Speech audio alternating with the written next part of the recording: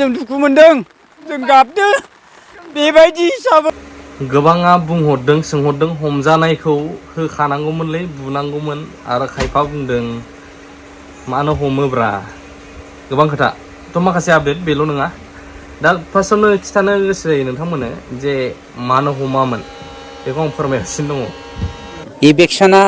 खुनु कमप्रमाइस गैया बिथांमोना लावख्रिगुरिनि 22 घरा BPF सापर्टार पिउरलि BPF सापर्टार जोङो दा मेन खोथाया जाहैबाय जोंहा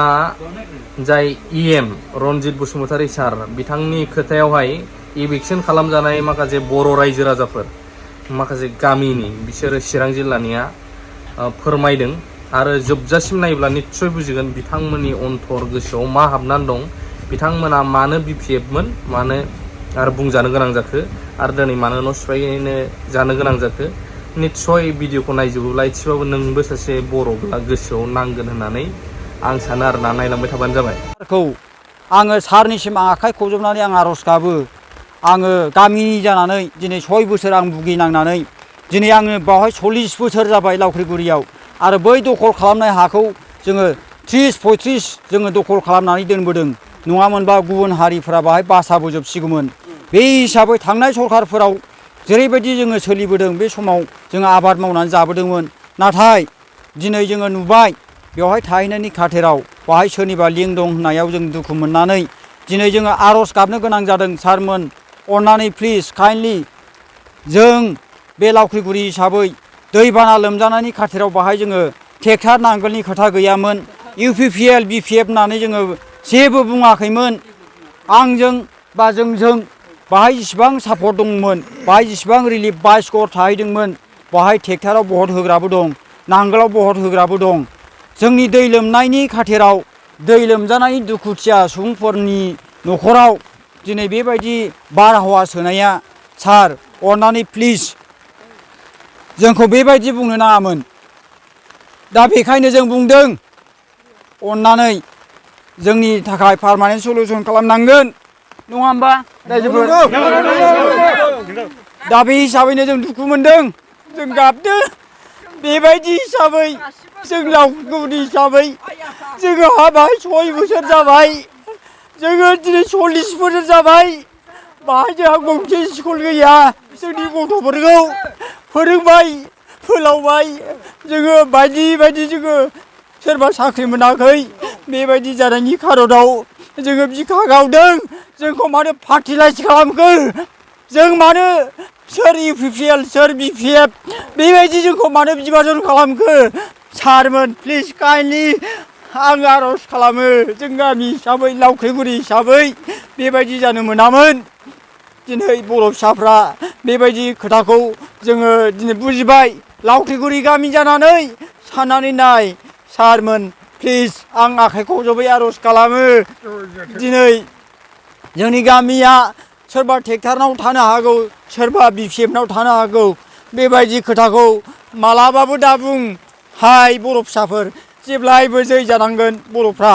बेबायदि जों ट्राइबेल सुबुंखौ बेबायदि खना खनलायाव रायजो जानाय सुबुंखौ दैबानाजों लोमसाव जानायखौ मानो बेबायदि हालाखार बिलाखार खालामखो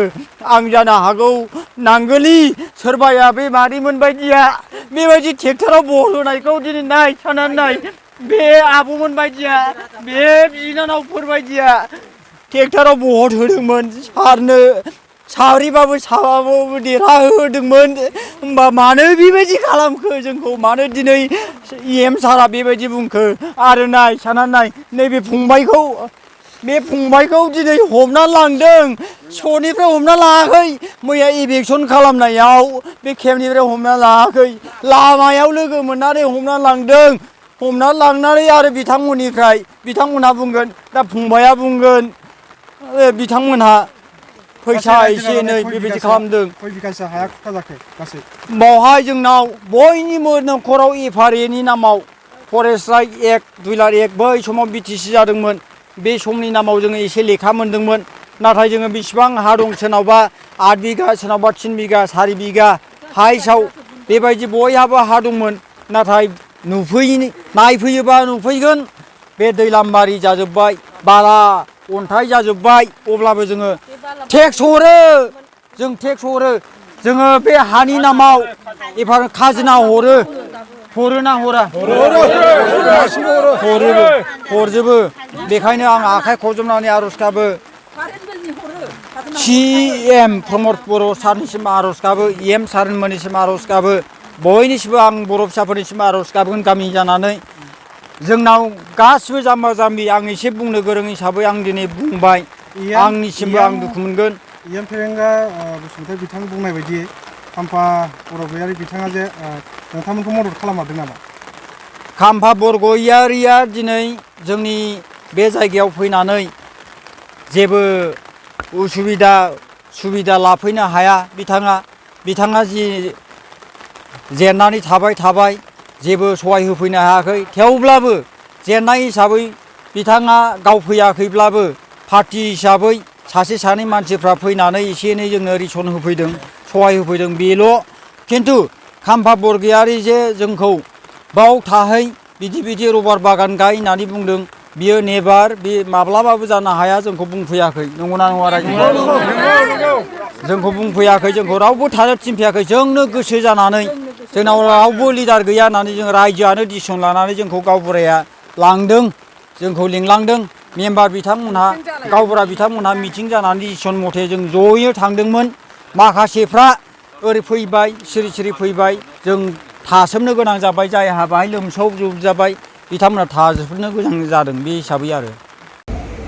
थ' नोंथांमोना खोनाबाय जायनाखि EM रनजित बसुमतारी सारा बुंदोंमोन बिनि सायाव रायजो राजाया मोजाङै खेंफोरथा होबाय थ' मैया दाख्लैफोरनिफ्राय भिडिअ मैयाबो मोनसे मिशन दंबावोमोन दै बाव थांनाय जायासै जोङो केन्सेल खालामबाय माने दाख्लै आं थांफानानै इभेन आंनो नायफानो हायाखै आंखौबो लेंनानै लांफाबाय जे बिदि फंबाय थ' भिडिअ लानो थ' लाग्रायाथ' गोबां दंखायोमोन अब्लाबो नों लानाया स्टेबल जायो थ' होननानै थांबाय नुबाय आंबो नायनो हायाखै बुवाखै नोंहा होखानांगौमोन होन्दोंना गोबाङा हौवाखौ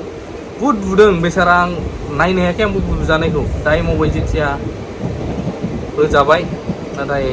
बांद्रायबा बोरैबा नुयोना आंबो एसे हायाखै आरो हिन्जावखौबो बुनो राइट दंमोनबा होखागौमोन बिसोरो थ' बुजिलायनानै बिदि आरोना आन्डारस्टेन्डिंआव थाबाय उफाय गैया जायो सोरबा फेमिलिना बिदि माने गाज्रियाव थाङोब्ला न'खरनियाबो खावलायो खायसे ना मालाबा सोरबा नुसार जाबाय थानाय डिस्टार्ब खालामजानायफ्रा खावलायो माथो खालामनो खायफा हमबा मोजां खायफानि थाखाय हमबाबो दाय गोनां मालाय खालामलायनायखौ मा लाब नाथाय बैफोरनो जोंनि गथ' गथायाबो सोलोंलाङोब्ला उनाव मा जागोन साननो गोनां आरोना बयहाबो पार्सनेल लाइफ थायो प्राइभेसि थायो नाथाय बे प्राइभेसिखौनो जोङो पाब्लिक खालामनानै लायोबालाय एसे समाजावहाय माबा फैयो नालाय जिखियानो जाया आपडेटआ बैनोमोन शेयार खालामलायनो हागोन नोंथांमोनहा बर' रायजो राजाया मा बुंदों